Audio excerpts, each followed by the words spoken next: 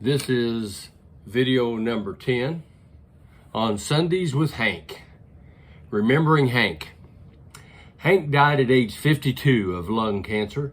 Like all the other stories about Hank, I had found it hard to believe that he had had cancer, but I guess he did, and now Hank was dead. Joe Aaron ran an article about Hank upon seeing that he had died. Here is the article from Joe Aaron on morning assignment from the Evansville Courier, titled, "My Friend Hank is Dead." Pennyrile State Park, Kentucky, evidently was where he was at when he read about this or heard about it and wrote this. "My friend Hank Mormon is dead. At the age of 52 of lung cancer, and the world that I live in has been greatly diminished by his passing." The story of his death, just 2 paragraphs long, maybe 3, was in the newspaper I happened to read in a little restaurant this morning at breakfast time, and I read it a second time and a third, and I felt like crying. And I said to Bernice, who was his friend too, well, he never got to visit Gettysburg battlefield, for that was his fondest dream in the weeks before he died.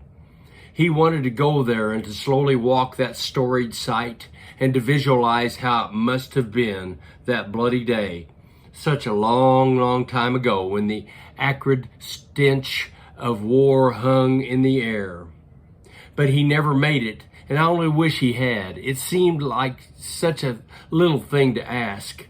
I knew that Hank was dying, and he did too, when I visited him those times at Welborn Hospital several months ago.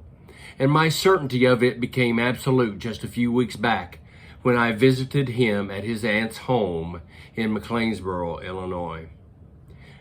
He came into the living room leaning heavily on a cane, wincing often with the pain that wrecked his body. And we talked for just a little while before he had to go back to bed again, though he insisted on walking out onto the sidewalk with us in his pajamas while we got into our truck.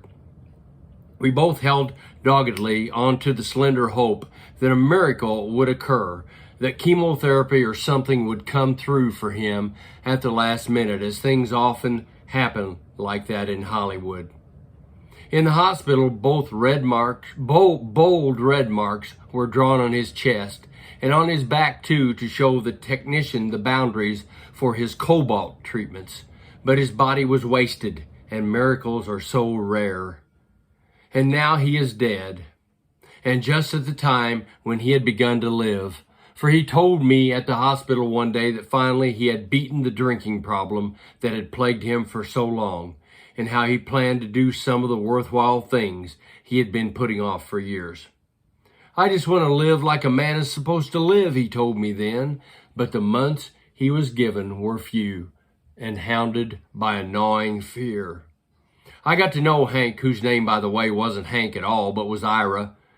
Everybody knew it, and everybody called him Hank 3 or 4 years ago when I was knocking around McLeansboro looking for stories to write. My friend June Jackson introduced me to him, and I drove one day to his old home place, a rickety farm home out beyond 10 Mile Church, where he lived alone, entertaining himself, sometimes at night, by lying in bed and shooting the bold rats that had invaded the ancient building. I remember that he told and laughed at the telling of cooking supper a few nights earlier, and of falling asleep while the food was on the stove, and of cooking a batch of beans so long that they simply were welded to the pot, and he practically had to chip them loose with a cold chisel. We talked for a long time that day, and seldom have I met a man with a greater zest for living, a more childlike enthusiasm, or a greater disdain for the disapproval of other people whose genteel way of life was so different from his own. He was a man of the woods, Hank was, often trampling over the hills and hollers of his home country until dawn, not to hunt or trap, but simply to enjoy the magic of the out-of-doors and the scurrying animals of the night. He told with great and appealing excitement of the nesting owl he had found, taking great care not to disturb her, and of deer that stood in momentary shock as he approached, And I can still remember his outrage that a grove of trees near his farm home for all manner of wildlife had been felled to clear a path for a new road or a power line or some other trapping of the modern world. He felt a genuine concern for the fate of our wildlife if their protectors were not willing to step forth and be identified. Back in his younger days, Hank had been a whiz on the baseball diamond. Big league material, some said, and it was a sport that claimed his interest the last time I ever saw him. And on that day that I visited him on his farm, he piled beside him a bunch of walnuts that he had gathered in the woods and threw them with spectacular accuracy at a hole in a big tree trunk across the yard just to show he hadn't lost his aim. I threw several walnuts myself that day, but the results were sadly conclusive, though Hank complimented me wildly when I came close to hitting the hole and made excuse for me when I didn't.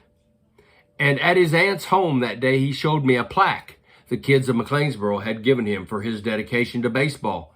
And his pride in it was truly enormous and a real comfort to him, I believe, in those final days. Hank wrote to me occasionally after that first meeting, and when he was admitted to the hospital, he called to tell me and asked would I visit him. I went that same day, and later I went back again to talk to him. He fought the fear that had come to live with him by reading, mostly books about American wars, and there was scarcely a naval battle of World War II, but what he knew the name and fate of every vessel involved. But his greatest love of all was the Civil War, and he had an armful of books that were limp from being thumbed and read, with the names of generals and battles underlined, and comments scribbled in the margins. And he told me on the last day I ever saw him that he was going to Gettysburg, even if he had to walk. "We'll see, honey, we'll see," his aunt said gently, knowing, as I'm sure he himself knew, that it was all just words and dreams to keep the final night from falling. There is little consolation in his death, but at least the pain has ended, and he died with the knowledge that he had lived on his own terms his life, a claim that few of us can indeed make. It was in this article that we find that Hank loved or had a passion to learn about the Civil War. It makes me wonder what other passions Hank had. It seems that when we think we know someone, we really don't know them at all.